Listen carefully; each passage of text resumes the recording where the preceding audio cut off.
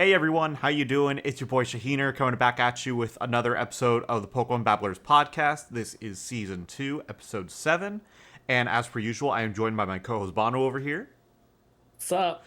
And actually, this is kind of a first for this season, where every episode up until this point, we've had a guest on the episode, but now we're just back to you and I. So, yeah, I don't know. I thought it was kind of interesting. Right, I'm still waiting for my check. Yeah, you'll get it. It's in the All mail. these Trust me, all it's in the these mail. guest appearances are running up quite a tab. Yeah, no, it's kind of taken out of our pay as well because I mean we have to pay them and everything. We have We to gotta pay them. also have to Yeah, bribe them to be on the show and beg them basically. yeah, honestly, I'm like on my hands and knees most of the time and yeah, it's a little weird, but I mean they're on and it's fine. But anyways, so we are talking about another spin-off game. These games I am not the most familiar with. I know that you are, but I try so many times and it just doesn't click for me. Maybe at least not yet. But these games are the beginning of the Mystery Dungeon series. So we're going to be talking about the first two, which are the Red and Blue Rescue Team, and we're going to be talking about its remake, Rescue Team DX. So with these two over here, so let's talk about the originals first, just because this is the one that started it all for the whole Mystery Dungeon franchise. Basically, it's like a series franchise in and of the Right. Pokemon universe. It's insane on how many games that they had and how successful it's been. Yeah, they came out. It was also kind of cool too, where it had a dual release. It's like two different versions on two different systems. Where the Red Rescue Team came out on the Game Boy Advance, the Blue Rescue Team came out on the DS, which pretty much just came out at that point, maybe like a year old at most. And so they came out on the same day. They came out on the same day. So in Japan, they came out November 17th, 2005. Then North America came out September 18th, 2006. Australia, September 28th, 2006. And in Europe, November 10th, 2006. And it was also then released on the Wii U Virtual Console in 2016. And so it's had multiple releases. It was developed by, it was a co-development by the Pokemon Company and Chunsoft, who's, I believe, now called Spike Chunsoft, I believe. I think so. Yeah. Yeah. Also, to go with that earlier, I was looking at it. It is like a weird like trivia bit, but both South Korea and Taiwan also got the games in 2007, but they only got the blue version of the games. They didn't get red version. Huh. I Yeah. That's weird. I didn't know that. Yeah, it's pretty weird. I don't know. Maybe the DS was just popular there, or maybe they just didn't want to bother, translating both versions of the game Yeah. and selling it. But yeah, they only got the blue version. Yeah, it's so weird. I guess the Game Boy Advance just like didn't catch on, or like maybe there's like some kind of crunch or something like that. But yeah, so Chunsoft 2, I think they did Crash Team Racing for the Game Boy Advance. I played that a lot with Did my they? cousins. I Huh. think so. because I think I remember seeing it. I believe that Chunsoft was founded by one of the people that worked at Enix, I believe. And they've done they pretty much done all of the Mystery Dungeon games from the beginning until now, I believe. And they've done a bunch of other games in the interim, but to me, I just know them as the Mystery Dungeon team.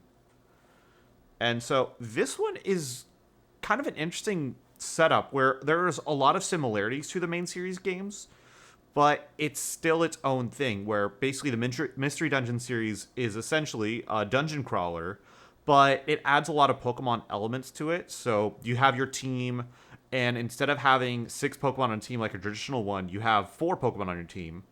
And there's no like human characters, at least like you don't see human characters really. They're alluded to, Yeah. but they're not in it. Exactly, because you're essentially a person that's been transformed into a Pokemon. Like you wake up one morning and you're a Pokemon. Yeah, and you directly control these Pokemon instead of controlling a player that tells the Pokemon what to do. And that includes like walking around the overworld and battling and the exploring and all that stuff. So it's kind of a cool take on it where it's not like these Pokemon aren't caught in Pokeballs. They're in a way like I guess feral would be the best. Like they're actual like wild Pokemon that they choose to go into these communities. It's very awkward how they frame this because it's a world of Pokemon, right? Yeah. And from the human perspective, Pokemon are animals with a certain level of intelligence, right? Yeah. But in the way that Pokemon treat each other in this world, it's very hard because like they have like a little town and they have built up like a society, but you have like Pokemon that are acting on their instincts and like being mean for absolutely no reason. Yeah. Like you can go into the town and talk and buy and exchange goods, and then go into one of the dungeons, and then the fucking Slackhoth is trying to rip your eyeballs out. Exactly. They're still like they have those Pokemon traits too. Like they're still like animalistic traits, which I think is cool. It adds a little bit more depth to these characters instead of just like, oh, I'm here for exposition. It's like they have those personality things, like Tyranitar being like kind of like a little bit more gruff, I guess, a little more rough around the edges. Yeah, And and they also have it to like where the excuse is that like their environment's being disrupted, so they're angry. But it's like even sometimes when the Pokemon's angry, like they'll talk to you. So it's like, what's the excuse for all the other Pokemon? It's kind of just like a wave the way as like, oh yeah, you're fighting Pokemon, but hey, these Pokemon in the town, they're good people, not like those other crazy fucking Pokemon. yeah, exactly. Not like the other ones, but hey, yeah, these ones are sociable. Which then gets even more controversial because sometimes you beat them and they want to team up with you, and it's like you're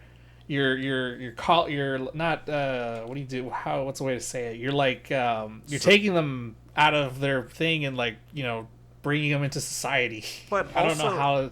but in a way, it's like, I mean, when you're battling them and they're joining your team, don't they all say is like, oh, I'm impressed by your strength and I want to be stronger like you, where I don't they want, remember that. yeah, I it's think something it like just that. says, I think it just said like you beat them and it says, hey, wants to join your team, Yeah, and then you pick yes or no. yeah, but it's not like you're forcing them. Like, I mean, again, you could also say no, but it's not like you're like entrapping them in Pokeballs. They can leave on their own choice. It's just they choose to go with you.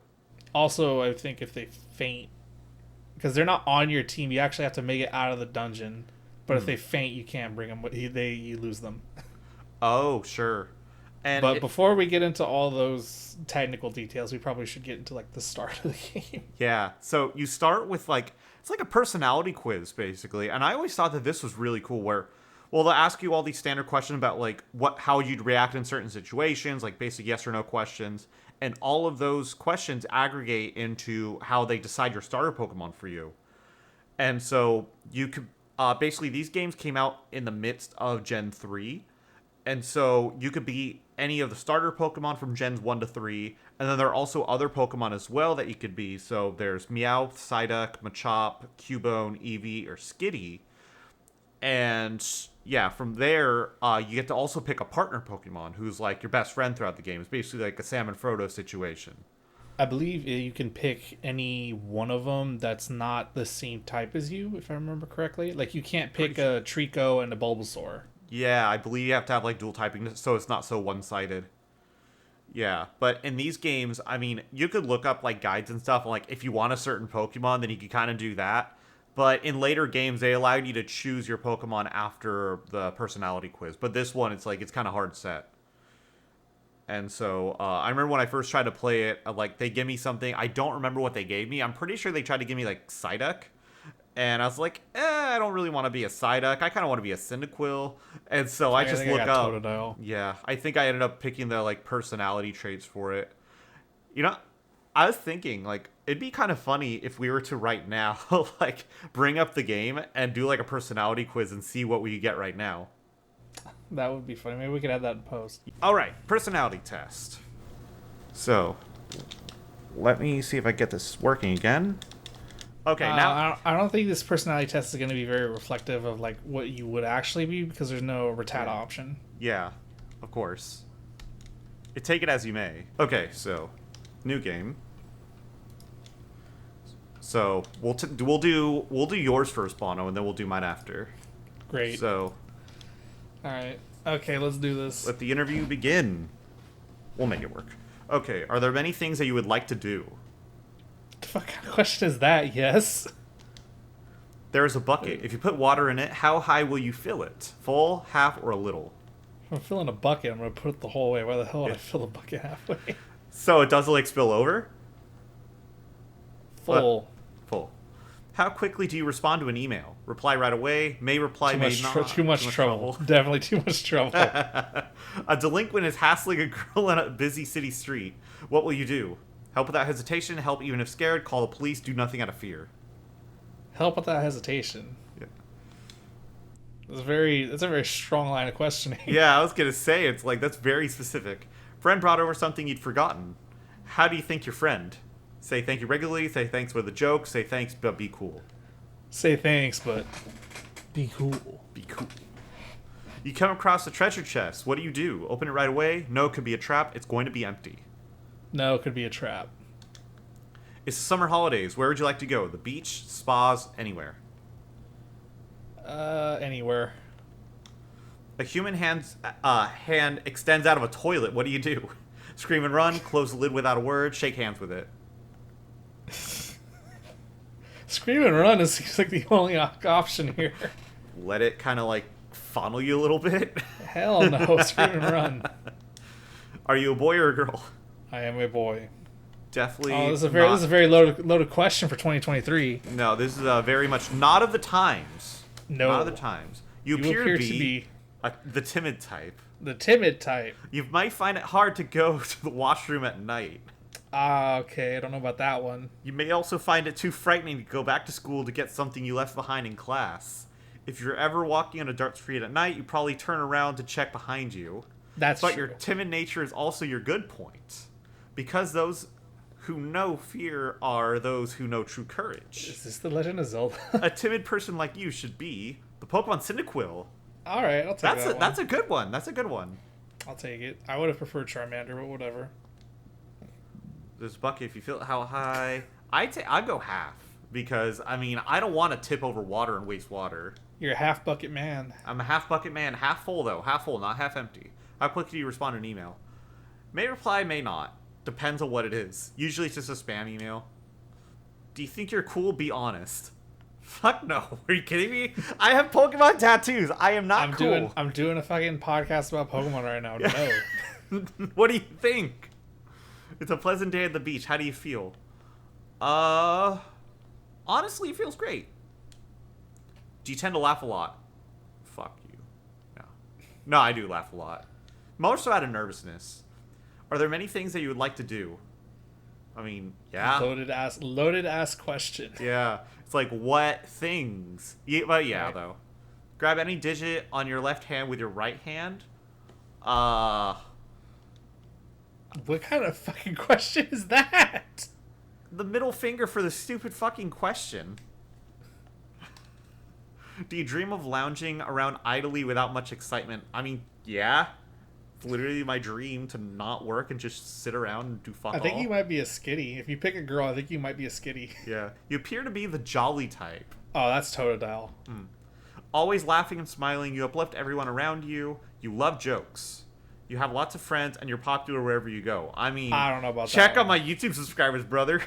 I think the first part is good, but the second part Yeah. I'm not entirely sure about. Yeah. But sometimes you get carried away and say things that get you into trouble. This is you. Did I fill out this one? Yeah, this is you.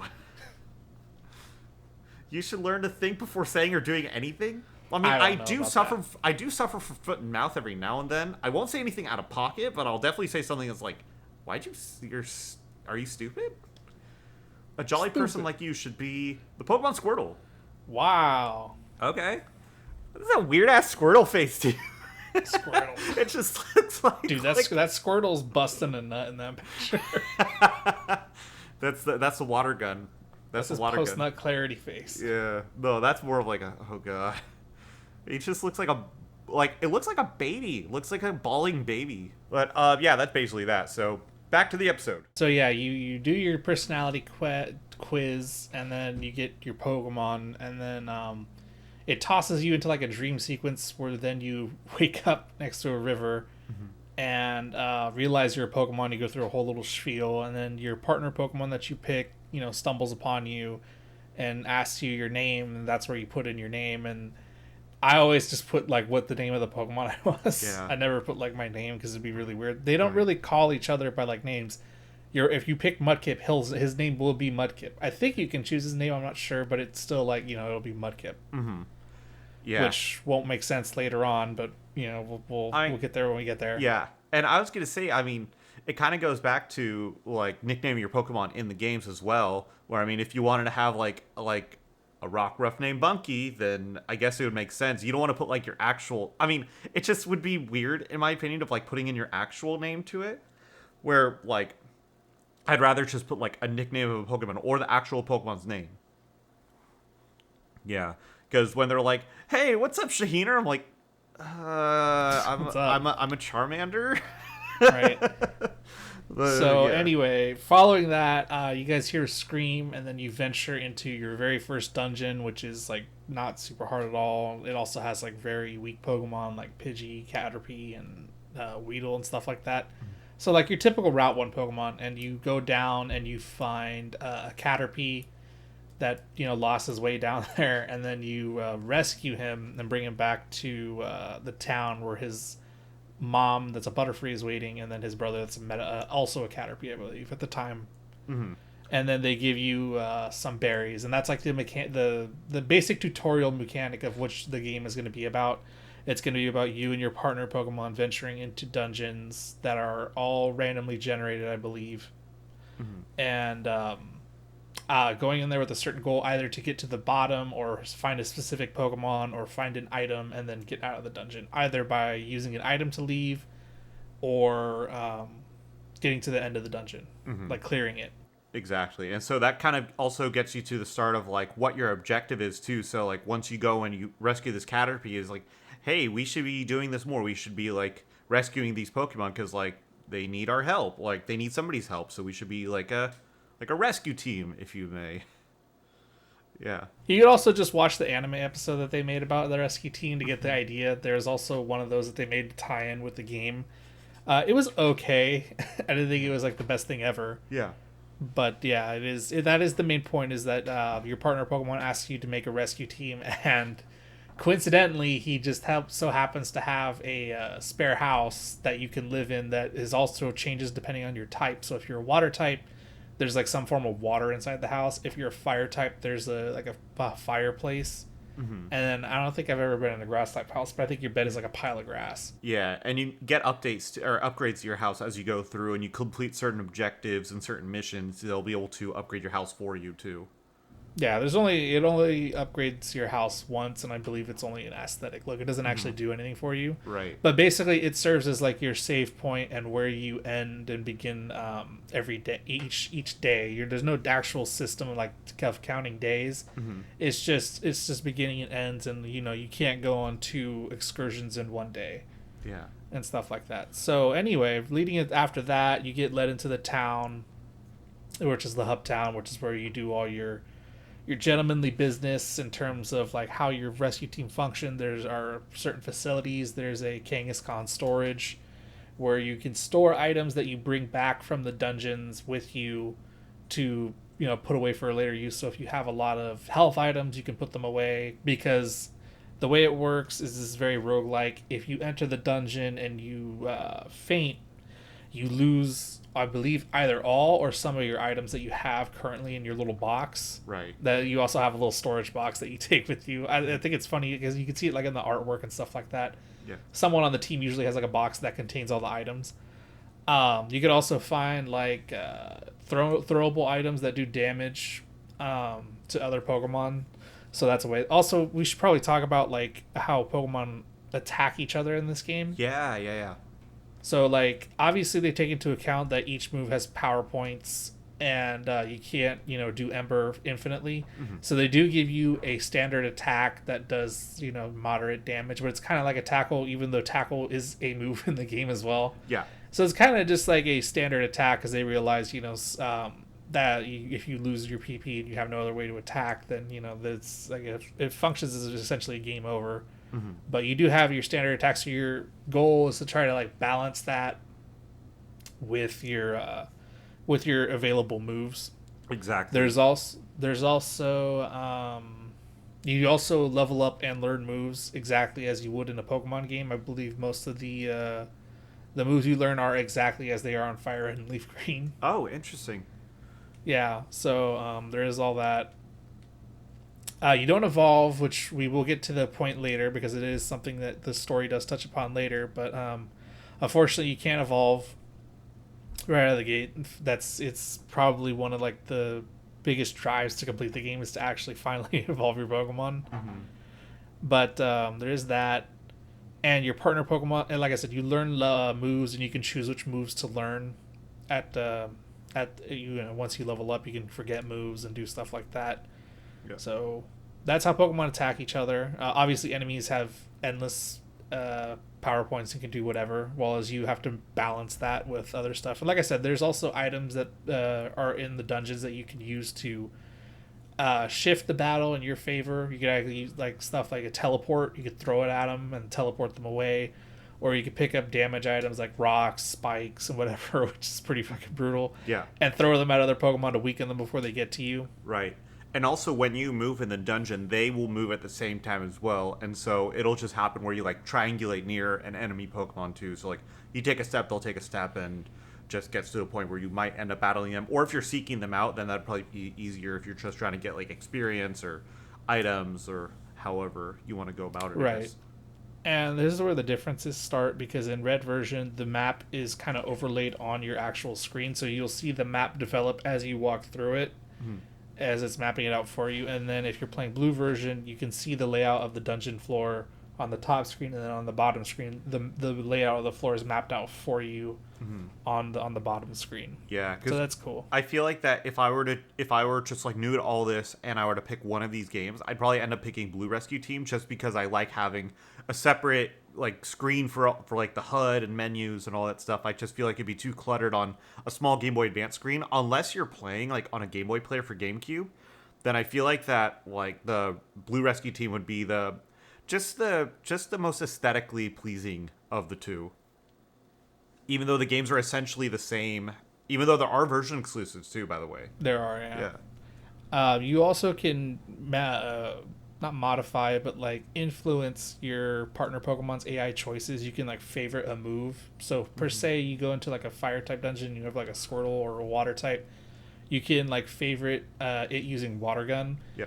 For it to attack. Also, some moves can go over you or attack different spaces away from you. So you could do attacks like Ember that attack 2 spaces away. So if a Pokemon's closing in on you, you can hit him with an Ember, and then once he gets right next to you, hit him with a regular attack. Right. Same thing. If you're backed up in a hallway and your Pokemon doesn't have a move, your partner Pokemon doesn't have a move, it just won't do anything. But if it does, it'll do something. Yeah. You can also give it an item to hold. So like you can give it a rock, and then it'll start throwing rocks at Pokemon to kind of help you back up. So it's not the AI is not completely useless. Yeah. But it is an AI, so it's best not to rely on it too much.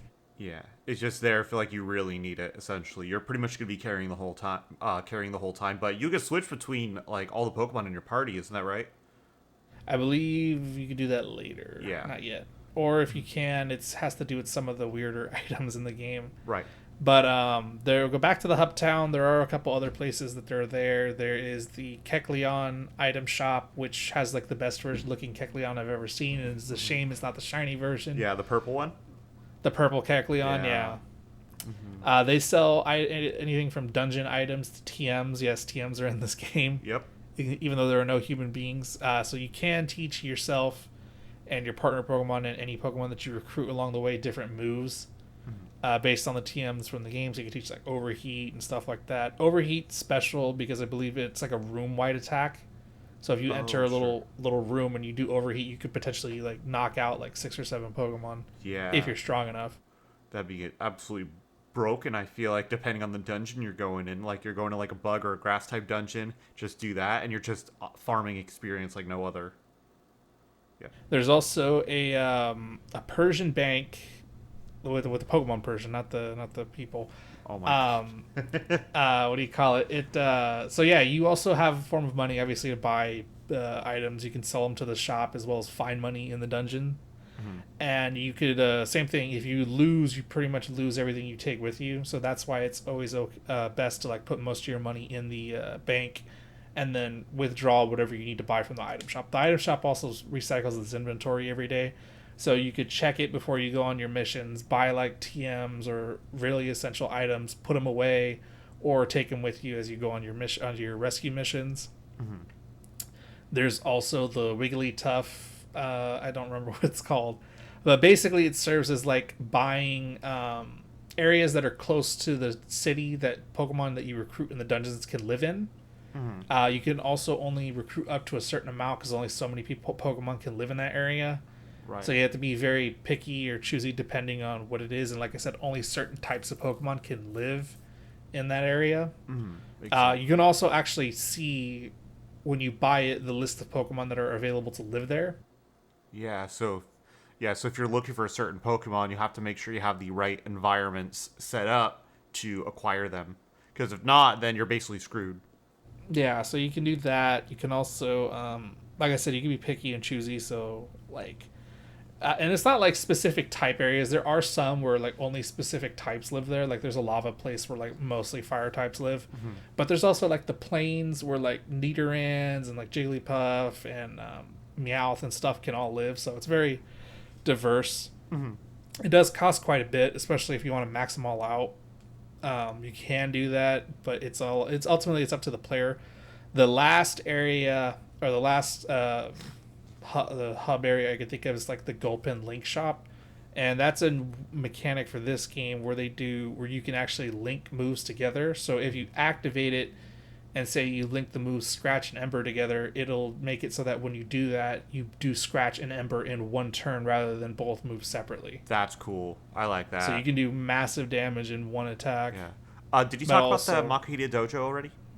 not yet, but Yeah. that's like, Yeah. but yeah, as you do that, it's powerful on the one hand, but on the other hand, you sacrifice 2 power points doing it. Hmm. So you have to be very sparing as to how you do it. And then, like Alex said, the last place is the Makuhita Dojo, which just serves as like, I guess a training area. It's just like a pseudo dungeon with like a set amount of floors that has three boss Pokemon at the end of it that you can defeat multiple times just to like gain experience without having to Commit to a lose whole anything. dungeon.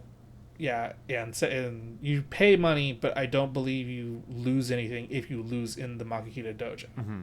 Exactly. So it's just a way to grind out experience without having to sacrifice anything. But at the same time, it's like if you're struggling with a particular dungeon, just do other dungeons and build up your resources so that you can tackle it. Yeah. Exactly. The last area, and it's the area you'll be going to the most, is was it like the Pelipper Post Office, I believe, Hmm. and they have a board outside that has all the postings for Pokemon asking for specific stuff for the rescue missions. Some say that they've lost their like partner in the dungeon, like they went to forage or something like that. It's very small like details because it's the GBA. Yeah. So it's not like intricate, stories like, oh, we were here for X and X and then we did X and X and then we got left behind.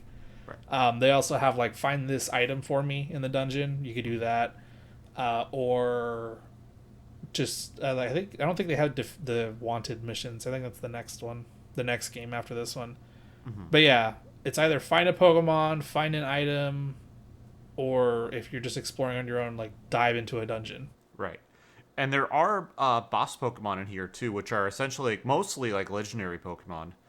And so you'll be going through a certain like a dungeon, and you'll have to after X amount of floors, then you'll have to battle this Pokemon. And I'm pretty sure you could acquire them, right? You could have them join your team. You can, but some Pokemon you have to beat the game first before Oh, you of can actually course, capture them. of course.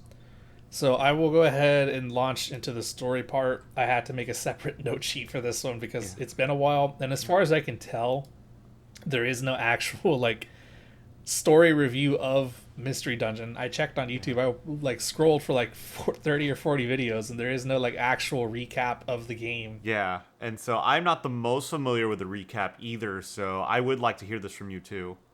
All right, so here we go. Story All right. time. Story time. Yep. Grab a snack or shut the video off. So, like we said, you start as a Pokemon. You meet your partner Pokemon. You hear about the Caterpie. You go. You establish your Dominance. rescue team. No, oh, sorry. You name your team whatever. You name your team whatever. I usually just do Team Pokemon. Because I believe that's the default name. Is like Team Pokemon. I don't know, you can change it to Team Asshat or whatever. Yeah. Anywho, your first story mission after that is rescuing some Magnemite from Thunderwave Cave, which you do that, and then they thank you for it, and Magnemite joins the team, which is okay, but it's like a weird Pokemon out of all of them to pick. But very shortly after that, and I think the Magnemite kind of helps you with this one because the next one you get a request for some Diglett that got kidnapped by a Skarmory on a place called Mount Steel, and you go there, and the Skarmory is acting like a prick because he says the Diglets have been causing earthquakes and had a good night's sleep, leading into that thing where Pokemon are capable of speech and reason, but then they also act like feral animals at the same time, so it's a little bit weird. You beat the Skarmory, you make the thing known, and they're like, oh, okay, we'll stop digging here when you're trying to sleep. After that, you'll notice that after a couple days, you'll notice that your mailbox doesn't have as many requests as it normally has, and that's when you find out Team Meanies, which is composed of Gengar, Medicham, and Ekans, who is also a rescue team, who are not the greatest rescue team. Have been stealing requests from you, and just making sure that you don't get more notoriety, I guess, and also just to be dicks. So they do that, and then comes like a whole thing where one of the Caterpies that you rescue, not the one that you rescued, I believe, but the other one that wanted you to help, has evolved into a Metapod and is now stuck. So you guys do like a competition to see who can get there first. And I believe Team Meanies get there first, and then you beat them in the battle, and then you rescue the Metapod. And everybody's like, "Oh, your team's better, and Team Meanies fucking sucks." Anyway, after that, you get a request from a Jumpluff that's stuck in Silent Chasm. Like it's just stuck, like because they fly on the wind, but it got stuck between rocks, I guess. And you can the team that's gonna go do it, which is also another rescue team you see a lot of, is a team composed of Shiftry and 2 Nuzleaf. And because Shiftry's thing, is that, like, it whips up winds with his fans, is asked to go, but it doesn't return from there. And so people get a little, upset. And the little town has, like, every time there's something going on, the town always has a goddamn meeting. Yeah. And you eventually get selected to go, so you go to the Silent Chasm, and you find out that Zapdos, of all Pokemon, has kidnapped Shiftry because he was fucking up, like messing up the winds, and Zapdos didn't take kindly to that. So you fight Zapdos, you calm it down, you explain the situation. Zapdos is like, oh, okay, take the Jumpluff, get the hell out of here. And so after that, after a while, you get told of you and your partner you start to get dreams at this point. That's kind of like your story progression thing. You start to have dreams of like I don't know how to explain it. It's like a rainbow, like waterfall-ish kind of thing where the color constantly changing, but your Pokemon's just like laying there, and it's like text pops up, and eventually like a couple words will come through, but not like the whole thing at once. And so after telling your partner Pokemon that, they talk about this Xatu that stares at the sun at this place that apparently has reached enlightenment, and so you go over there to talk to Xatu. And you talk to Xatu, and you talk about being a Pokemon, or human-turned Pokemon, and then the Xatu explains the Curse of Ninetales, which is a whole other, like, drummed-up fucking shit for this. But basically, a human and a Gardevoir encountered a Ninetales one day, and the human grabbed Ninetales' tail, which it doesn't appreciate. So then Ninetales cursed it. However, when it was we're launching the curse at the human, the human's Gardevoir jumped in front of the Ninetales and took the curse upon herself, because I believe they say it's a her, to save the human.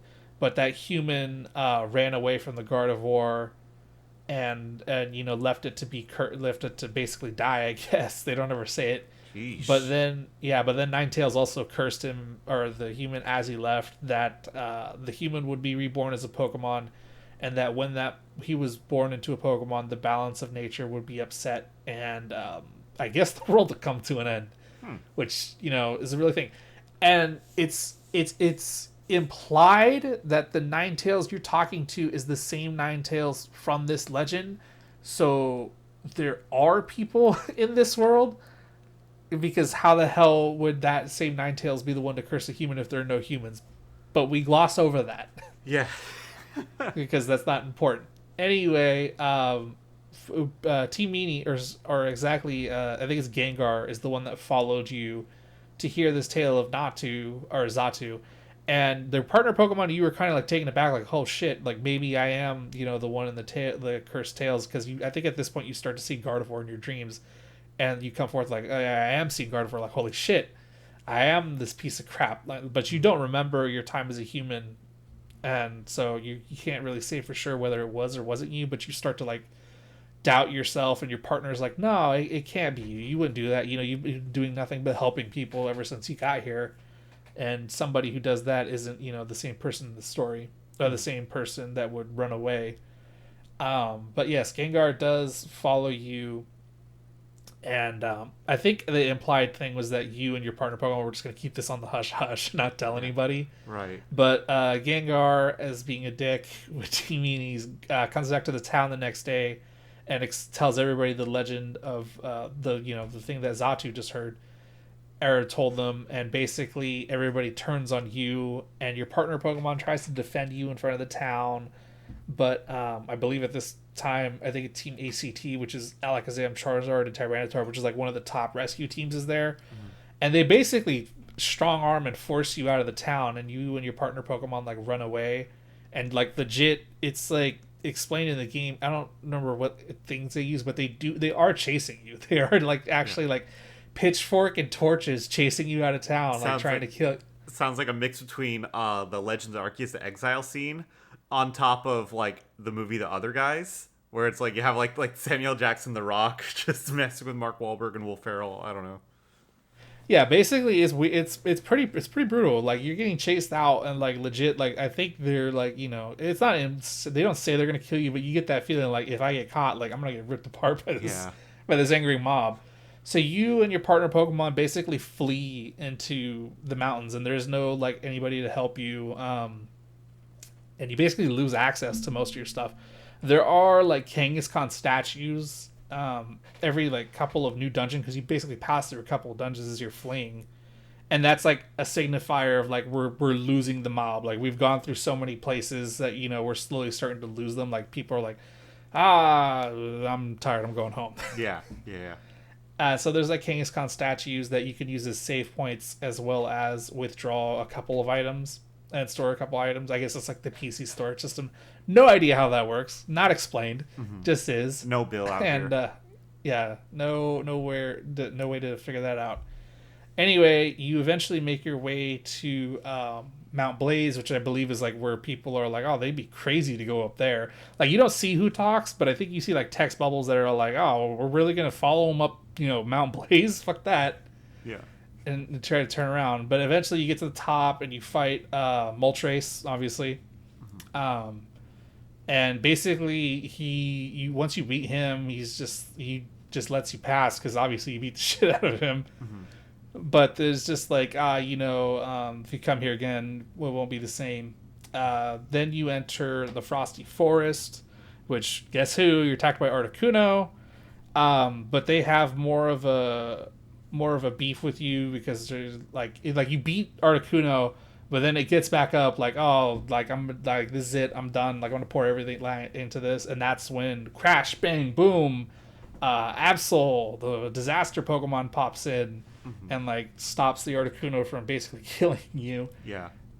And explains that it's not your fault for this stuff and whatnot. And because Absol is like, its flavor text is that it's like the bringer of disaster. Mm-hmm. But it's not actually like the cause. It just has like that sense for it. And he kind of like explains to Articuno like, hey, yeah, sure, I can like sense natural disasters, but I'm not sensing that from this guy, or from you, your character, whatever you are. And so Articuno kind of like takes that, and it's like, all right, well, like, get off my mountain then, or get out of here. Mm-hmm. And so Absol joins the team, and you guys continue on your journey. Eventually, you guys kind of like come to the conclusion that you actually need to meet the Ninetales. Like I said, the Ninetales that curse the human. Yeah. Even though there are no humans, we're going back to that, and confront it and see if you are, get it from the source here to, see like if they can convince Ninetales to like lift the curse or something like that. Mm-hmm. I don't remember the exact speech details, but like these are like the glossing over story bits. Yeah. But anyway, you find the Ninetales, And the Ninetales, and I think you also run into Team ACT, which is the Alakazam, Charizard, and Tyranitar, and actually beat them right as the Ninetales like pops in, and the Ninetales basically tells all of them that while it understands you are a human turned Pokemon, you are not the one that is cursed. Like, so you are a human turned Pokemon. That's 100% for certain, but you aren't the one from the legend. And so basically they take that. They take that back. They're like, hey, look, like Ninetales said it, so it must be true. And they're like, oh, okay, so you're welcome back. A lot of people apologize for the way they treated you. I don't know how you really take an apology from an angry mob that was about to fucking skewer you. Yeah. But everything kind of goes a bit awkward, I bet. A bit awkward. But things go back to normal. Everything goes back to normal. You do a couple missions. Goodwill, I guess, and stuff like that. But you do notice that there are like earthquakes every now and then. And then one day you wake up and this is like a massive earthquake that's like just like, shocking like to everybody in the town. Like I said, if a fucking rock falls from the sky, the town meets about it. Yeah. And so they get reports that the earthquakes are coming from a specific place. How they know that, I have no idea. Yeah. I think the Diglets might say something. I'm not entirely sure. But they basically talk about this new dungeon that's opened, and that this might be where the cause of the earthquakes are coming from. So Team ACT, Alakazam, Charizard, Tyranitar, decide to tackle the dungeon and go and see what the cause of the thing is. They don't make it back, they go, but they don't like. It takes a while. You do like a side quest with like a Wobbuffet and a Wynot, who offer you a fucking chestnut, like a peeled chestnut, as a reward for like helping these Mankeys to stop like harassing them. I guess it's really weird. It's like a they're offering you like something they picked off the floor to do like an actual mission. So anyway, you do it, and they give you the walnut, and then the Mankeys sense that you have, or the chestnut. The Mankeys like can smell it, and they're like, oh, you have chestnut. And basically, it's like crack cocaine to them, because you give it to them, they all fight over it and they eat it. And then they're like, "Oh, you're a good guy," and like they're like, "What can we do for you for giving us this?" And then that's when you renovate your base, and your base turns into like the face of your Pokemon. So like I did Charmander, so like my base was just a giant Charmander head. And I'm pretty sure it's the same for every single one of them. It just turns into like the head of the Pokemon that you pick. Right, exactly. So anyway, some time passes, and like I said, Team ACT doesn't return from the new dungeon. So they send in a backup team, which is like I don't think they actually even have a name, but it's a team comprised of Blastoise, Octillery, and a Golem. It's like kind of like the sub team. Like they're always a part of the thing, but I don't think they ever have like big thing. They're backup. So they're like, we'll go. So they go in, and nobody hears from them either. So eventually there's nobody left except you and your partner Pokemon and whatever, other Pokemon you have at this point. Which I guess we could take a small breather here to talk about. So you can take up to 4 Pokemon, but there is a mechanic called size. So each Pokemon, depending on how big they are, has like a star assigned to them. So like your partner Pokemon and you are usually a 1-star. And like smaller Pokemon can be 1-star as well. But once you start fighting like bigger Pokemon like Wailord and Onix, those will have different size stars assigned to them. I believe like an Onix has 2. Okay. And legendaries like have 3. So you can't exactly take out like all legendaries. Just like a whole like all legendaries. You will be. That's how they kind of limit it, so that you don't like overpower every single dungeon. So you could take a lot of small, weak Pokemon and have 4 of them. Or you could have like 1 or 2 really big Pokemon. Or have really big and really strong Pokemon. Like I said, they also kind of keep their stats the same. There is also this thing called like... Okay, so EVs and IVs are a thing. And I won't go too deep into it. But basically each Pokemon, their individual values, IVs for short, are assigned to them. And they're random. And that limits how great that stat can be. So if it's 31, it's the best. If it's 0, it's the worst. And then effort values are points awarded from defeating Pokemon, which go to a certain stat. If you fight a Pidgey, it gives you a speed EV. If you fight a Rattata, it gives you it gives you, I think it also gives you a speed EV. I'm not entirely sure, but basically, if you beat a bunch of Rattata, you get a bunch of speed EVs. If you beat a bunch of the other one, you get a bunch of those. Yeah. And how you mix those together is how you make a better Pokemon. In this game, it's not the exact same, but it's based off of what's called IQ. Yeah. And so basically, your Pokemon will be predisposed to a type of gummy, depending on its type, and then also depending on its personality, like what flavor it likes, I believe. So it's almost like the contest stats in Gen 3. But yeah, somewhat like that. So if you give your Pokemon a bunch of gummies that it doesn't like, or that don't like go with it, you won't get the best versions of stats that you possibly can get. However, if you feed it nothing but the best gummies that you can find, then that Pokemon will be, like super strong, like insanely strong. Like all its you stats feed will me be is like gummies. yeah, its stats will be like very near perfect, or at least as perfect as high as they can go. So that's how you can manipulate your little tiny Charmander, for my example, to be Articuno, Moltres, and Zapdos, and stuff like that. So there is that. So anyway, back to the story. 2 teams have gone down into what is now called the Magma Caverns to figure out what's going on. None of them have come back. So you and your little small band of whatever, either you and your partner Pokemon, or your partner Pokemon and whatever Pokemon you've recruited by this point, go down into the Magma Caverns, which I believe is like the first 20 or 25th floor dungeon at this point. And you encounter Groudon, which is down there. I don't remember what Groudon says, but I do think it says like a couple things. It starts messing up everything.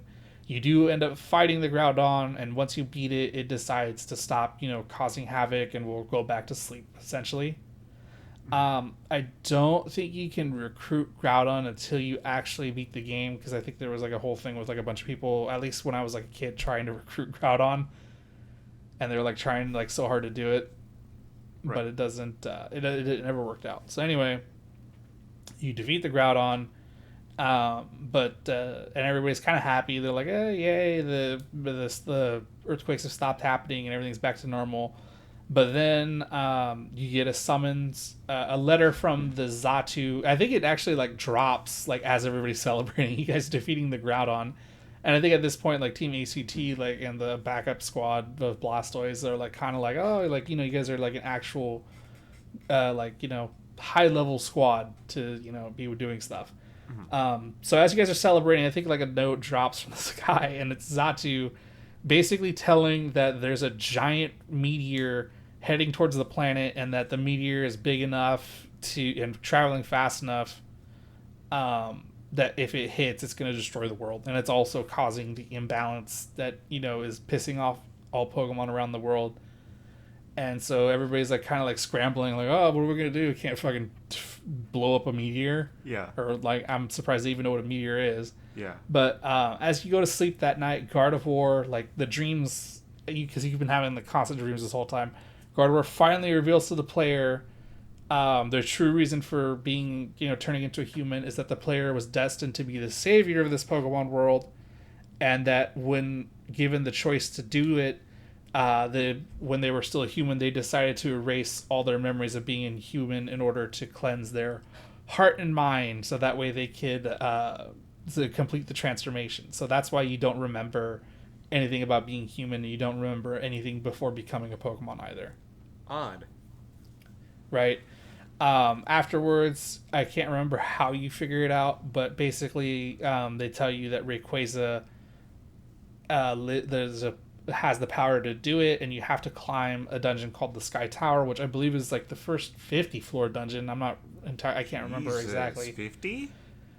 Yeah, I think there's also a save point in the middle, but like it's pretty tough, especially because there's like a lot of dragon types at the top. So you're fighting like Altaria, Dragonite, Flygon, and I think this is also the dungeon where one of the first dungeons that include monster rooms, which is basically you take a step in the room and it spawns like 15 to like 10 to 15 Pokemon that you have to beat. Whoa. Because they will just chase you around the entire floor the entire time. Wow, dang. So I'm guessing like big Ments and stuff like that, right?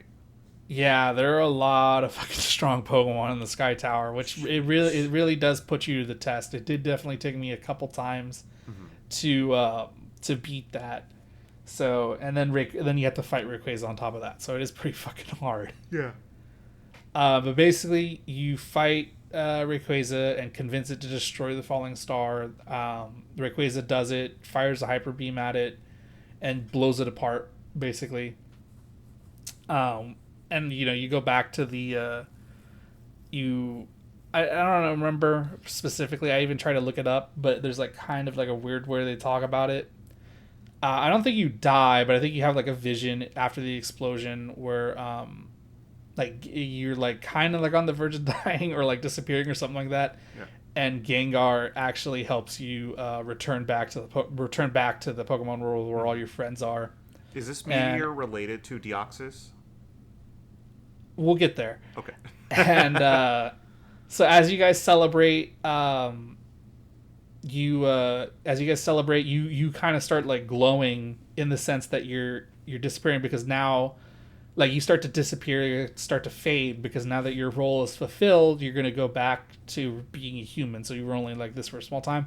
Everybody's like crying, and I'm not doing it justice. It is a really like tearing up moment because you've put so much time and effort into convincing all these people that like you're a good person and you're like their friend. But now that you're leaving their lives because you fulfilled the prophecy or whatever, Yeah. and you do disappear. But after the credits roll, it's revealed that you chose to stay in the Pokemon world and forsake. And your partner Pokemon like walks by the team base, all sad and depressed. But that's when you like reappear, and then it's hey, happy ending. You came back, Hmm. and now you get to constantly play the game again because Yeah. you're not gonna like stop. Yeah. It's not like the game completely ends, so you have to start a new save or anything. Just continue from there. You just continue from there. Just, Now there is an after story, but I feel like we should take a break and go back to other things, other notes you had wrote. So go ahead and take it away. I need Yeah. a water. yeah, I was gonna say you really carried All that you, one. all you make me do is tell stories. I Yeah. need water. It's I need nourishment. Lore dump, lore dump. So essentially with this one, if you botch a dungeon, I believe you could have another version of the game help you out, whether it's like you're in blue and you want another blue version to help you out, or blue to red or red to red, that they could connect to each other in small ways. And I believe it's related to Pelipper Post, if I'm not mistaken. There's like a password system. I don't. Yeah, yeah. So like, if you need help, then like you could get it, but I'm not sure on how like really difficult it gets over here. But like, I mean, it's good that they have that kind of connectivity between two systems. It's entirely possible to like do it. It's Yeah. just it's like way too much hassle for what it's trying to do. Yeah, exactly. I mean, unless you're like doing one of like the 99 floor dungeons, I would never use it. Yeah, I would just take the L and go back yeah, because especially if you're doing a red version, you have to bust out a link cable. You have to get the other version of the game on. You have to search for it, and then depending on what stage you're at in that version of the game, you have to go through the dungeon that you just lost in on your other version. yeah. But also I'm trying to think of like how you'd be able to connect from a Game Boy Advance to a DS, unless it's like on the same system where it's like the PAL Park, we have the Game Boy Advance slot and then the DS slot. Because there's not a link cable to go from the DS to the Game Boy Advance. Yeah, I'm not sure if that's even possible. People can correct me if I'm wrong. Yeah. It's a little bit easier on blue because or the blue version because it's on the DS and it has wireless. Obviously, Yeah. you can do that. But like I said, you come to the same thing. Depending on how far or where that person is on their version, they may run into the same problem and Yeah. fail to rescue you. Yeah, exactly. So it's just an endless loop of failure. Sounds like my life. I'm kidding. Also, all 386 Pokemon at this point are available, which I think is pretty cool because usually in these spin-offs they're kind of limited on availability. And so it's nice that they not only gave all these Pokemon like new sprites and stuff, but also like their own personalities, and like they have everything basically to them. Which I don't know. I always appreciate when they have all the Pokemon in games, unlike in later games. But let's see, what else did I didn't really have too many other notes other than that. I was just expecting you to kind of lore dump for the most part. And so I trust me, I lore dumped. yeah. Eh, yeah, because every time I try to play this game, I feel like I just get stuck in the monotony of like dungeon crawling. I'm like, this is such a slog, and I feel like I'm going nowhere. And maybe it's just because I haven't really gotten into too many dungeon crawlers that it's just like it's kind of it's a new foray for me for sure. And I'm just like, I'm trying my best to like really enjoy it, but I just can't get past like a little bit past Thunderwave Cave, and that's pretty much it for me. And I'm like, I get it basically at this point, and it's not enticed me to go back in. But like I'm constantly trying to give it a shot. Like I have the Rescue Team DX, and I've been trying to like play it, but I'm like I'll play for like 5 minutes, feel like, ugh, this okay. There's a reason why I stopped essentially.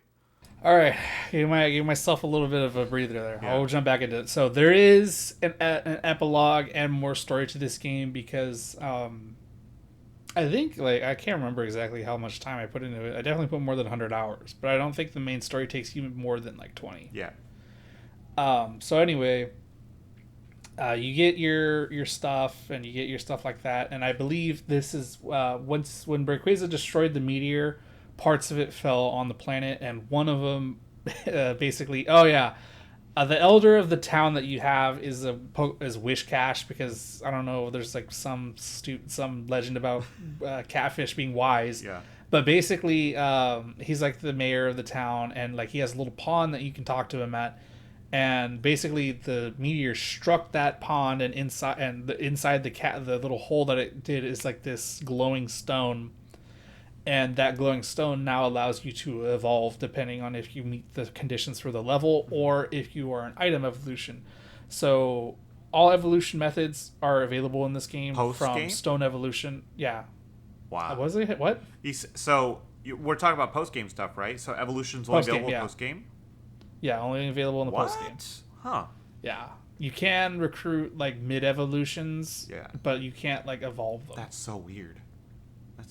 So yeah, if you meet level conditions, you can evolve. You also, if you need an item, you actually need to find the item. So if you need a Firestone, you have to go to the area where there are Firestones, find it, pick it up, bring it back, and then go there and then use it. You also need, if you're a trade evolution, you need the link cable. Those are available in the game. I think that's like the first instance of that, where you can evolve, with just the item. Hang on, let me go through where I was looking at all of them. Yeah. Moonstone, Sunstone, Waterstone, all of them are in there. If you're a crazy evolution like Clamperl, where you need the trade and the Deep Sea Scale or the Deep Sea Tooth, you have to have both of those to do it. Same thing with trade in the King's Rock, trade in the Dragon Scale, trade in the Metal Coat. What about Feebas? Feebas is on here. You need a beautiful scarf. Okay. And then for Espeon and Umbreon, you need a smartness scarf. Okay. What about like Pokemon like Golbat, where they need happiness? It says it right here. Smartness. That's a stat in the game, I guess. Oh, okay. Gotcha.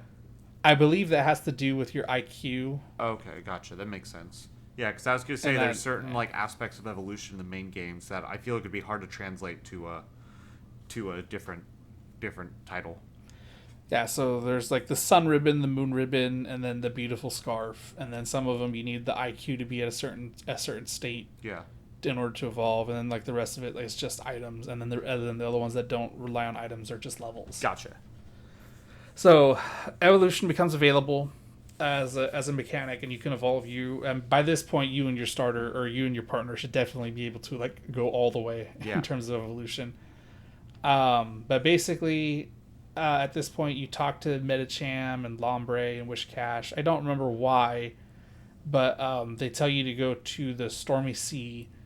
And you go there, but I believe the Stormy Sea, this is like the first instance. Oh, well, no. I think Sky Tower is the first instance of this where you actually need a Pokemon to know an HM move to actually enter the dungeon.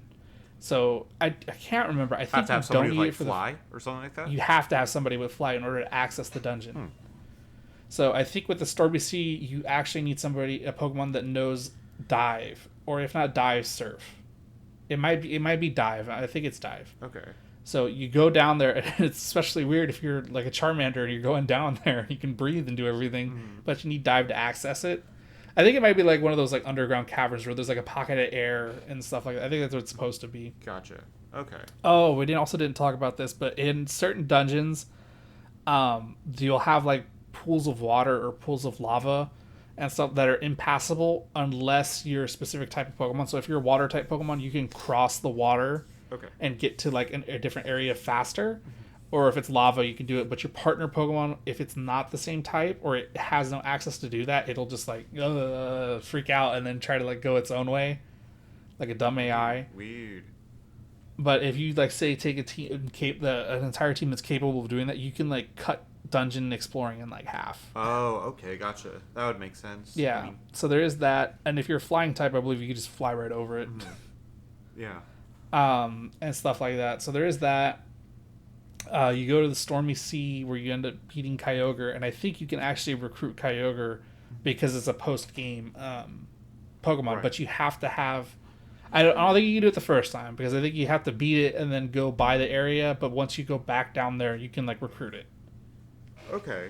And I think at this point, you also get access to, like, the Friendship Ribbon, which gives you, like, a 10% increase into recruiting Pokemon. And it does work, because when you start doing dungeons with the Friendship Ribbon, you start to get a lot of recruitment quests. Yeah, because I was going to say, it's like, it definitely be, I feel like they'd add a lot more and also spike the difficulty up like crazy because post-game. You also get a mail from some other people. I think it's the Lombre and the Shiftry about a new dungeon. And then you go to this place called the Buried Relic. You do some stuff there, which I believe the Buried Relic has to do with the... I think it's the Reggies. You fight the Reggies like every 20th floor or something like that. Okay.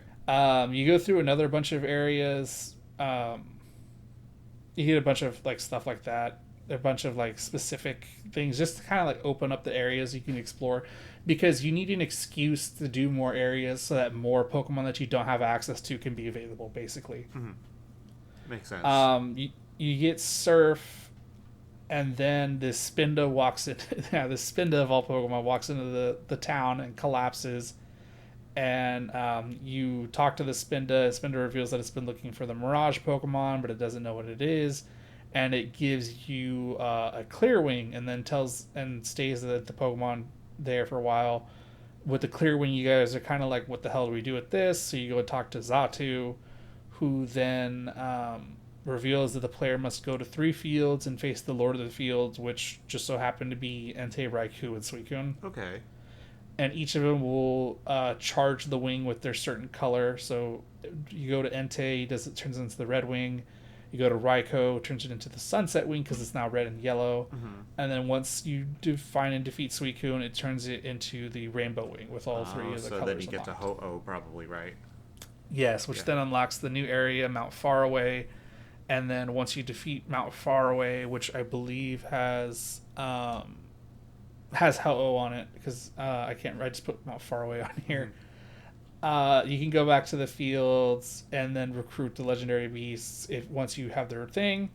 And if you go back and talk to Spinda, you can tell it that you've defeated the Mirage Pokemon, and it'll leave happy, and it goes out to explore again. You go to a different area, and I believe Kecleon gets upset because like it says its items were stolen by something that was too fast to see, and that it fled to a certain area. And so once you go to that area, Latios, you find Latios, and you find out. I'm trying to that, guess these as you're kind of like giving context clues. I'm like, what is? Yeah, and Latios turns out was stealing the items because Latios it needs the items because Latios is trapped in an area. And so you go down there and rescue Latios. Afterwards, both of them offer to join your team and whatnot. Medicham and Ekans, who are part of Team Meanies. I can't remember if Gengar is either with you or gone at this point, or is like gone. I think Gengar ran away after everything settled after you saved the world. Yeah, after being a rat. Medicham and Ekans are kind of just like lost, so they try to go to Wish Cave. Very self-explanatory. Jirachi. Yeah. So you go and explore there, and you get either I think you rescue Ekans, or he gives you a request to go rescue Medicham, who's still stuck in there.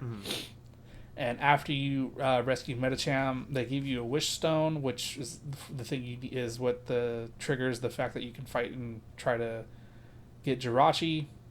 However, after that, Medicham and Ekans reveal that Gengar is trying to climb up Mount Freeze. Mount Freeze being the area where Ninetales was. Gengar then asks the players to escort him up there. So then you do that, and Gengar finally, the big reveal, reveals himself to be the human in the legend that grabbed the Ninetales and Gardevoir's trainer. The Ninetales, he's seeking repentance, and he wants to, repent for what he did. Ninetales gives Gengar a crest and sends him to a different area. The player, you have to go down there, and basically you resurrect the Gardevoir that was cursed / died, but the Gardevoir has lost all memories relating to Gengar and the trainer, so it's basically like a clean slate. A clean slate. Yeah. So it doesn't remember anything. It's very tearing for the Gengar. Yeah. But basically the Gardevoir acts like nothing has ever happened before and whatnot, and I think that's the point where Gengar is just like doesn't want to is moved on. Yeah. You got the curse, the gift and curse of the genie, basically. Right. And then and so once you recruit Ho-Oh, which is like a weird condition to trigger this next scene, God, what happens again? You hit the thing. The Blastoise and Charizard are fighting each other from both teams as like an event to like see which team is stronger. And both of them get knocked out by an incredibly strong Pokemon in a dungeon. Lugia? And when you go down to the dungeon, it's Mewtwo. Oh, okay. Yeah, and then if you have it, the area, you can have Mewtwo. I think at this point you don't need to fight them. I think you just buy these areas, and then once you do it, they can join you. I think this one specifically, I have it right here. I think you have to fight it twice. Yeah, you have to fight it twice in order for it to join.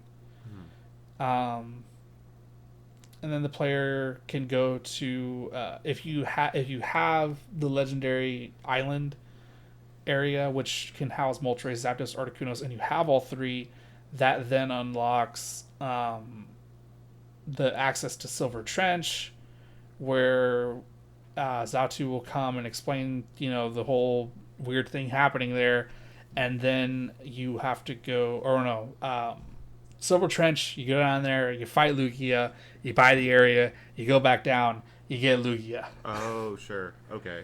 And then Xatu will come by and tell you about the last place that has weird things happening, which is called Meteor Cave, where you then find Deoxys. Yes. What about Mew, though? We didn't talk about Mew. Or Jirachi. Or no, we talked about Jirachi. What about Mew? Or Celebi? Mew and Celebi have their own dungeons that are really weird. They're 99 level floor dungeons. What the fuck? And for Mew, I think it's either Celebi or Mew. I think it might be both of them. I'm not entirely sure. But you basically enter the dungeon, and there's like limits on what you can do. I think you can either not bring in items, or you have to start at level 1. Whoa. Yeah, so to resets your Pokemon, I think you keep this. I don't remember how it works actually, but basically you start at level 1 and then have to defeat the level 99 floor dungeon, like that. Jesus. But there are like certain concessions. Like if you start at level 1, you can take in items, but then there's the reverse. You can't take any items, and you have to go in there with whatever you have and then find items along the way. Oh. But they are extremely hard dungeons, because once you lose, it's it. So that it is what it is. Yeah. I think with Mew though, I think Celebi have to get to the end, but I think Mew appears like after a certain point, and then you can defeat it and try to recruit it. Okay. And then you can just bail. Yeah. But Celebi to a 99 floor. That's insane. Yeah. And then Deoxys, same thing. It has like this weird thing where like it appears, but you can't recruit it. Like it appears as like a wild Pokemon. You have to fight it, and then at some point you can just like recruit it once you get to the end, I guess.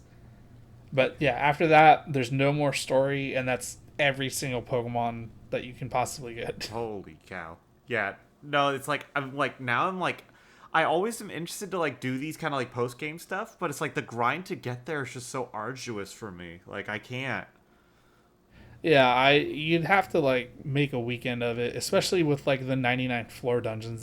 That's too much. Yeah, that's brutal. I don't know if I could handle that. I don't think I could handle that. But yeah. I'm trying to remember. You also have a rank that has your little. Every time you complete a mission, you get certain points towards your rank, and it doesn't really do anything for you in terms of like bonuses to your stats or anything. But this is one of those games where it like teases other Pokemon. So if you reach a certain rank, I can't remember what it is. I think it's a diamond. You actually unlock a statue of Lucario. Whoa.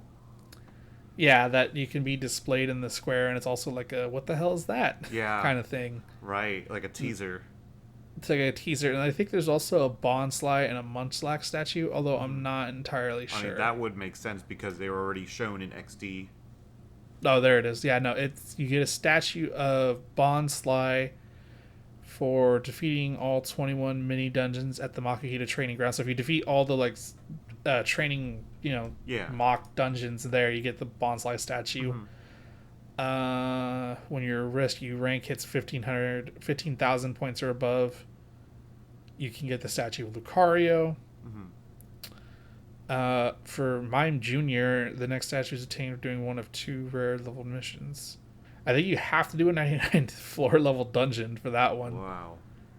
And then Weavile is obtained from doing another 99 level floor dungeon. Okay, yeah. But those are the 4 statues you can get. Jeez. This came out, 2006? Yeah, for us at least. So, yeah, so Diamond and Pearl were like right around the corner, and this was like a little teaser of that. Yeah. Connected evolutions and new Pokemon coming soon.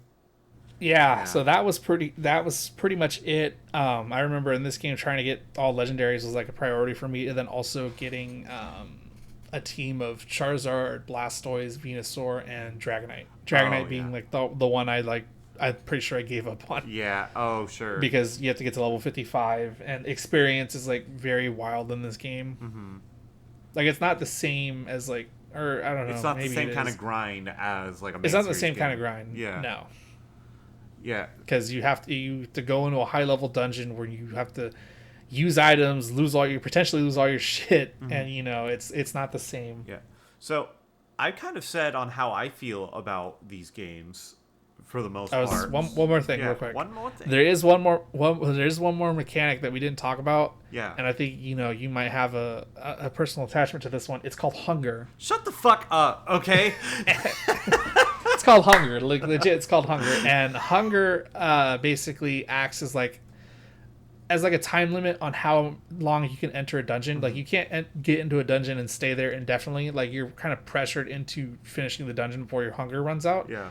Because as your hunger runs out, you stop regenerating health every like couple of steps. Yeah. Because that's you have like a passive regen as you walk around, and I can't remember what other buffs are, but I believe like that's the thing. Like you get like a passive like heal, but once you start running out of, once your hunger starts getting low, Then your health goes down too. your health goes down too, Yeah. and once you like are empty, you start to lose health at like a rapid rate, and then you'll faint and lose. Right, because I remember, well, I didn't want to mention it because I was thinking, like, is that a mechanic in the original ones? Because it is for sure there in DX, but I didn't know if it was in the original. So yeah, that makes sense. It's a staple one. It's just to make sure that you don't like just wander around a dungeon forever.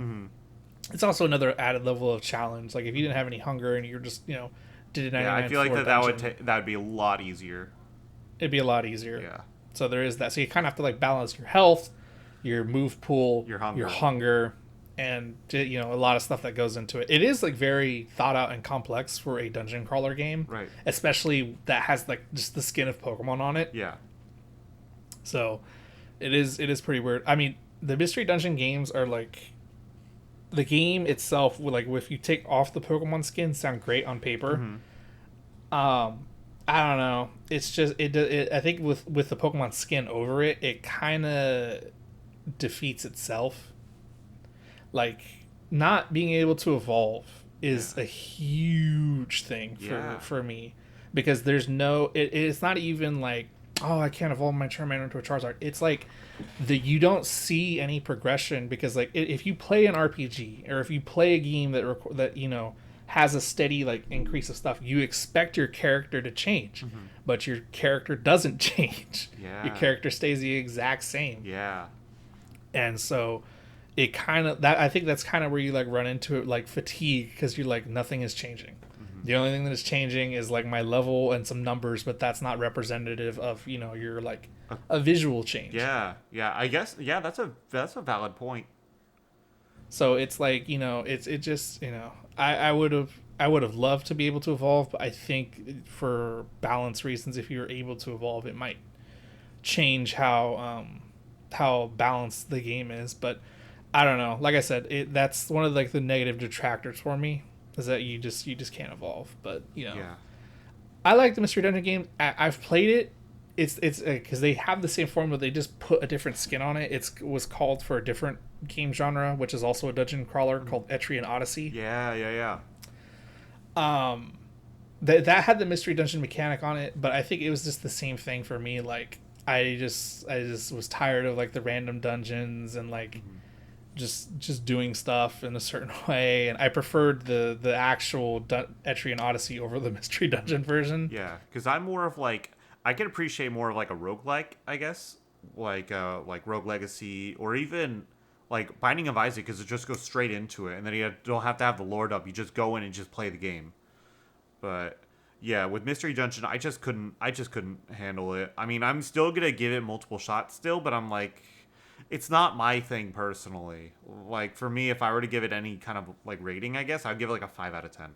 Just because it's not really my thing. I appreciate like all the extra stuff and all the details that they add to it, but it's hard for me to like stay playing it for more than like 10 minutes. So ultimately, gameplay wise, it's very repetitive, like extremely repetitive.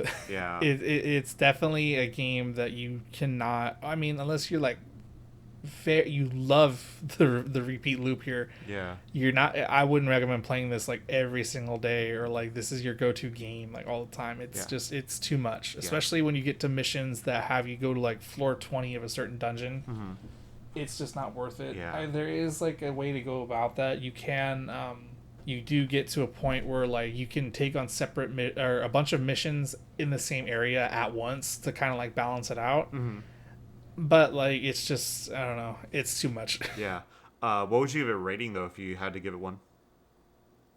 7 out of 10. Yeah. It's a very like throwaway answer, but It's like a very it's better than your game, but it's just it's better than your average game, which is better than a 5.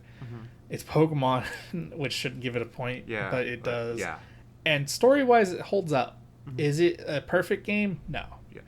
I think this is one of the ones where like, should you go out and play it? Not really. Yeah. If it's on like Switch Online, like if they ever put it on Switch Online, then yeah, like give it a shot there. But yeah. It's one of the games that I can say I mean, for Coliseum and XT, like obviously go play those games. Yeah. But this one, I don't know. You give it a pass. Unless you like, if you can try it out with like no cost to you, that is the way I would recommend like experiencing this 100%. game. Because if you buy it and you hate it, then yeah, you're gonna hate it. Yeah. But if you can like just try it out a little bit and then you kind of like seem to like it, then yeah, 100% buy it. But I wouldn't buy it. This is Yeah, there's it's only one of so much those, money like, these days. It's like a look at it kind of game. 14 years later, at least from the North American release, they remade these games on the Nintendo Switch. Came out March 6, 2020, so it's like a week or two before the world shut down, basically. So, Mystery Dungeon Rescue Team DX Deluxe. Basically, it's a remake of the original games. It's also the first remake of a spin-off game in this franchise. And so, there's a number of new features that are added in this game. So, like, there's an auto mode now. So when you're in the dungeons, you basically press the L button and it'll have you explore through. But then once there's a battle that happens, or you just like press a button to overwrite it, then you have to control it again. There's also auto-saving. There's shiny Pokemon in this game now. Yeah, shiny Pokemon. The auto mode is actually a godsend. Yeah, auto mode is nice. Oh yeah, I was gonna say. So in the original games, so if you're just doing like a regular like basic attack, you just press the A button for that, right? And so that doesn't take up any power points. It's just a basic move. In this one, they got rid of that actually. So it's just going to do the attack that it thinks is going to be the best move for it. But if you want to pick a different move, then you have to hold like the ZR button, and then you could pick on the D-pad on what move you want to use. But it's still going to take up power points regardless. So there isn't like a basic like default like no PowerPoint move anymore. So now it's like another level on top of that. There are some revisions to like the shops, like the Link Shop and the Makihita Dojo and other small things on there. Just I think just to kind of modernize it, like they try to do some things on there. One thing I remember that I thought was pretty cool is that you could acquire the Wigglytuff orbs in the dungeon. So like if you wanted to, for example, like you don't have the camp for a certain Pokemon, you could use that and like set up a tent basically, and then it'll allow you to acquire the camp on the spot. So you're not completely stuck if you want to keep a Pokemon on your like recruit a Pokemon, but you don't have their camp. That you could just use the item and then you'll have the camp. Also, the starter like the survey that they have, or the basically the questionnaire. So you're not married to that Pokemon basically anymore. So when you do the personality quiz, you don't have to go with that Pokemon. So if you don't like the Pokemon result on there, you could change it to one of those Pokemon.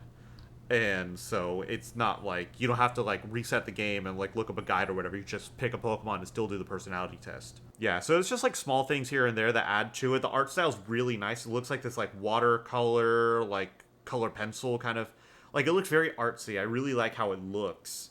It's just the game still feels like a slog, even though the auto mode does help a lot. I've been trying to play this more lately, and it's like it's the same thing how I feel. It's like it's more or less the same game, just a little bit of things to make it a little bit better, but it still feels dated. It still feels very dated. And so that's pretty much all I have to say on DX. I thought that it'd just be like a little footnote to bring up. I don't know if you this ever is touched the remake, but I did played it for a little bit. yeah. It was kind of like a nostalgia trip, but it wasn't like too much because I remembered like yeah, once I beat the main story, I was kind of just like done with the game. Yeah. So I was looking at the shiny Pokemon, which is pretty cool. However, there's only 27 Pokemon that are capable of being shiny, Yeah. which is a little awkward. I don't know how they would like Handle do shiny that. odds and stuff. Yeah, how they handle shiny odds or like what they are, but like being 27 is kind of weird. Yeah. Especially like with the Pokemon they picked. It is funny because I see Licky Licky on here, but I'm assuming this only has Pokemon from Gens 1 through 3 on it still. Yeah, it's supposed to be just Gen 1 to 3, although I didn't really check to see if there's Pokemon from later games. Yeah, there's also Apom on here that can be shiny, so that's why I'm like scrolling through it right now. Okay, so there are like a couple of Gen 4 Pokemon: Badoo, Roserade, Ambipom, Miss Magius, Honchkrow, Chingling, Bonsly, Mime Jr., Happiny, Munchlax, Riolu, Lucario, Mantike, Weavile, Magnezone, Licky Licky, Rhyperior, Tangrowth, Electivire, Magmort, Togekiss, Mega Glaceon, Glaceon, Gliscor, Mamoswine, Porygon Z, Gallade, Probopass, Dusknoir, Frostlass, and Sylveon. Damn. So spitting one Gen 6 bars. Pokemon. Spitting bars. Yeah, it's the Pokérap Babblers edition. Babblers edition. So yeah, that is cool. It functions the same way. You have to buy the area. You have to recruit the Pokemon. I don't know. Somebody'd have to be really dedicated to Mystery Dungeon to hunt for these shinies. I mean, it'd be cool. I'd love to see somebody do a video on it. Right. Yeah, I couldn't do that. That's just a lot of shiny hunting, and also in a game that I already find arduous already. I couldn't commit to it. I would fall asleep. It's not like a what do you call it? It's not like a pinball or like an Animal Crossing. You can't pick it up and play it for 15 minutes and then put it down. You have to play the missions out, and the missions could take a while. Yeah. And stuff like that. There's a lot of thought. There's a lot that the game asks of you to do that it's I don't know. For me, it's just not worth it. Yeah, it's just a lot of tedium, and it's a lot of it just feels like a chore after a while. And also for the fact that you can only do one dungeon a day and you have to go back and save and go through the whole thing. It's like I just want to knock out dungeons, clear the objectives, save these Pokemon, but it's making me go through this whole process. I'm like, okay, that's what you want. I forget. Do they have Mega Evolutions in this one? In DX?